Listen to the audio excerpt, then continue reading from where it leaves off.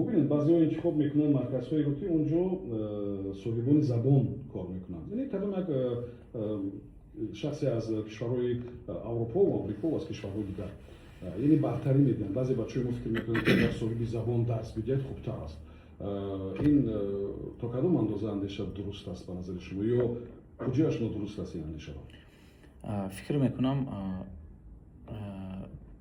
صاحب زبان درس دادن هم یک مهارت خوب است، چون که اولا ما طرز تلفظ درستی کلمه ها رو می‌آموزیم از آنها و بعدا اگر از های پایانی باشد برای طلبه کمی دشوارتر میشود، چون که نه همون بازارا ما باید به زبان تاجیکی خودش فهمونیم که این سرخ است، این کبوت است، این است، یعنی همون بعضی مقدمه‌ای رو اگر زینه‌های بالایی باشد برای تجربه کردن سخنگویی پرکتیک و دیگر حتما که صاحبان زبان برتریت دارند.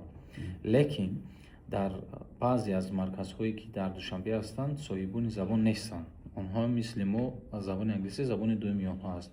از گانا و از دیگر جای فوتبالیستایی که برای ما میان آنها رو میارن، میگم بچه‌شون مردم خواب میباشن خارجی درس میدهد گفته اونم خارجی هم گویم زبان انگلیسی رو خودش آموخته است، یعنی میتواند که وای خطا داشته باشد، میتواند در اکسنتش در تلفظش خطا داشته باشد. اما اگر اگه معلم زبان انگلیسی نمیگه شما برای اول گفته استوری میدید.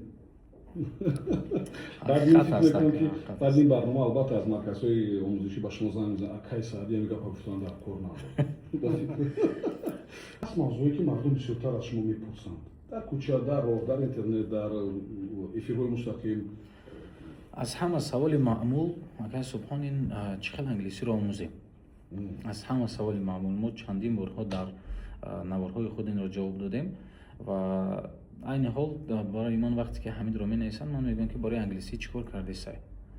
بعد میگه اولی هیچی نکن. خیلی اون سر که درسه بعد معلوم میشه، یعنی وقتی که ما سفر برو اومدیم بعد معلوم میشه که چی در کار چیکار کنن. آدمون متاسفانه هم خیلی شخصایی هست که یک امر نقشه میکشن هیچ وقت سر نمیکنن. از این معلم میپرسن، از این معلم میپرسن چقدر انگلیسی رو سر کنیم. باز اگر همون سوال ما خشبتم ایما دا خوب جواب میده، لیکن سر نمیکنه. میدونه کورس هست، میدونه برنامه هست، میدونه کتاب هست، میدونه یوتیوب هست، میدونه مرکز هست، معلم هم میشناسه، کتابو را داره، سر نمیکنه. این هم مثل اونها است که یک حیات سیگارکشی پرتافتنی هم این روز و هیچ نیکی پرتافتنی یا روز دوشنبه مشق سر کردن یا مشق سر کردن هر دوشنبه. خب من نظرتون با تنقید چی است؟ وقتی که مثلا تنقید میکنن، وقتی که مثلا میگن که این خوب نیست، وقتی که مثلا میگن ایراد میگیرن، چه قبول میکنید شما اینا؟ برای که اینترنت یک میدان بسیار واسه از اونجا مردم دارای فکر و ذکر هر خیلا، دارای دانش‌های هر خیلا مینویسن، هست حالتی که سخت میرسد بخشید؟ برای من بسیارتر هست حالتی که سخت میرسد. عادتا من کامنت ها رو از آدم های مقرری اهمیت نمیتونم، یعنی همون بسیارتر کودکان هر چیز مینویسند وقتی که پروفیلش میداره میبینی یا کودک هست یا که رسم ندارد یا نامش نمیدونم کینگ و فلان چه نوشتگی پروفیل ذکریتی، اونا اون مردمی که خودشون پنهانی هستند معلوم نیست کی است، برای ما جواب نمیتیم، اهمیت نمیتیم. لیکن برای من بسیارتر یک بار سخت رسید این کامنت های فیسبوکی از جانب روزنامه‌نگاران.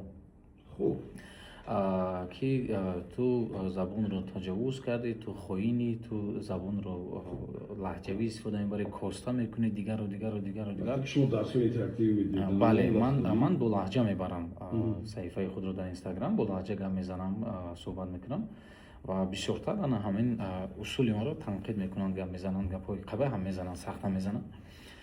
روزنامه‌نگارانی که شاید زبان انگلیسی رو نمیدونن، نه؟ اکن انگلیسی دانستنش رو نمیدونم. بعد یک روز یک لایف هک شما وقتی تنقید میکنن با زبان انگلیسی نمیشن این همیشه ببینید چی میشه. بعد گفتی همون مثلا که زنبور گزید علم کرد شتش دارم کرد. بعد یک روز خواندم خودم جمع شد، بعد یک نوار کردم یک 5 دقیقه منم سخت گپ زدم، گفتم که این قدر زبان رو که دوست می‌دارید چرا که در دانشگاه‌های ما تا خوب کتاب‌های روسی رو استفاده می‌بریم، شما قدر زبان روسی رو دوست نمی‌دارید، یا اینکه چی در مکتب‌های ما هم موادهای تاجیکی کم است، چی در شبکه‌های اجتماعی موادهای اجتماعی کم است. رسما ما یگان بغیر از یک یا دو کتابی که انگشت شمار هستند دیگر کتاب‌های آموزشی زبان نداریم. مثلا این گونه جواب‌ها گیم به قول دادم و دیگه چیز کردم و گفتم که این اصولی درسی من است، یعنی هر یک معلم یک اصول خودش رو دارد. این اصول من است، با زبان همون طلبه خواننده وان گپ میزنم، با زبان فهمو با زبان فهموی خودش که درک کند. اگر من بگم وسط اکادمیکی زبان تاجیکی گپ زنم کسی گوش نمیکنه، همون اودیتوری که من دارم کسی گوش نمیکنه. یعنی من یک قسمی بگم اودیتوری دیگه گرفتم و یک اصول خودم خود با اونها صحبت میکنم. ولی زیاد نفرانی که شما را دستگیری میکنن کلاس؟ حتما بله.